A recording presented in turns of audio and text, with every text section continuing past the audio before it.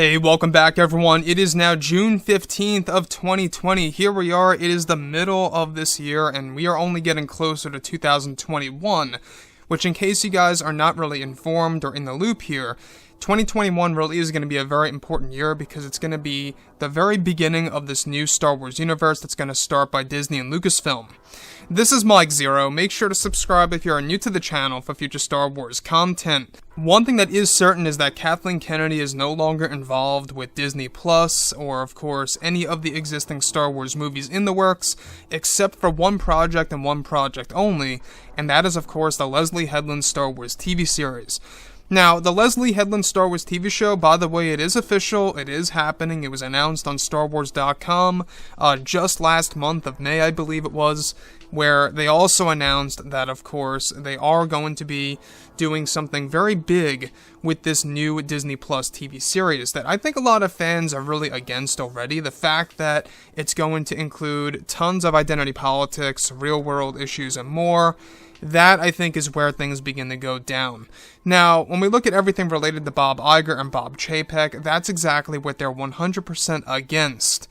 What they are not for is, of course, for the live-action material to really embrace that once more. They do know that that had a massive impact on Star Wars in general when Disney took over Lucasfilm back in 2012, is that Kathleen Kennedy really formulated this plan to implement identity politics to the max, and that's exactly what she's doing with this new project. Now, with that being said, of course, moving on beyond this, since Kathleen Kennedy lost her creative control over the existing Star Wars projects in the early development phase, Bob Chapek and Bob Iger have been doing everything in their power in order to create a better and brighter future for the Star Wars franchise.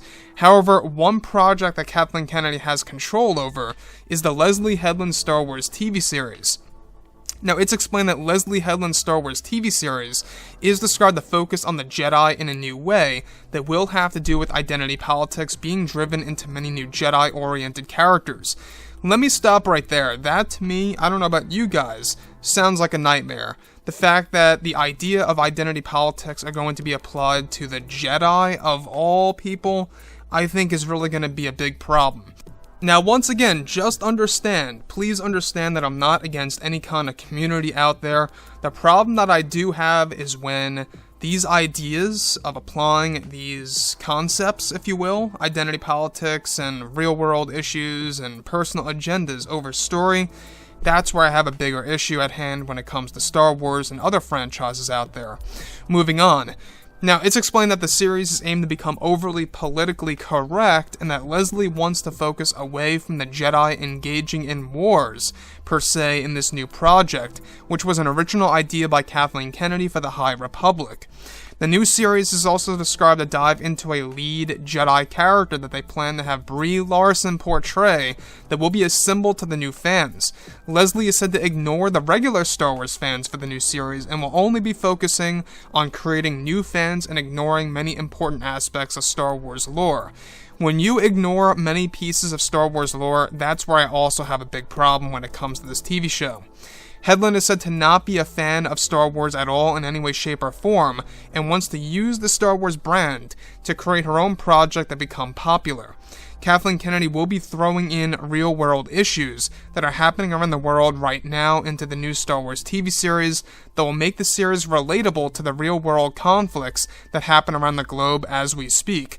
I don't know about you guys, but to me, I go to the movies, I watch TV shows on Netflix or whatever have you, any kind of streaming service out there, to distract myself from the real world issues, to kind of just embrace myself into a fictional story.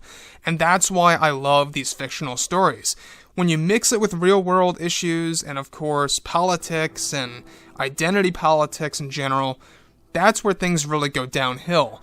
And of course, finally, Kennedy wants to also use Headland's project as a way to address the LGBTQ community in a significant way. Something that Kennedy forced JJ to do at the end of episode 9. Once again, guys, I have an issue with that. Not that I myself am against the LGBTQ community, I actually know some people that are within that. So even they themselves have actually talked about Star Wars, and they think it's absolutely insane and a disgrace as to why Disney is using that essentially as a way to kind of just give themselves an agenda or some kind of movement, if you will, when it comes to the Star Wars franchise. You know, I'm not against people who are a part of that community at all. The problem lies when they focus on this over story, right? If it fits the story, fine, so be it, but if it does not fit the story, just don't bother with it. That's how I see things, and that's my philosophy. So, like I've said before in the past, guys, you know, Leslye Headland is not a fit for Star Wars, in my opinion, and I would like to know what you guys have to say about all of this. So yeah, guys, if you did enjoy the content for today, do make sure to drop a thumbs up on this video to support the channel. I thank you all so very much for the kind support, and I'll catch you guys next time.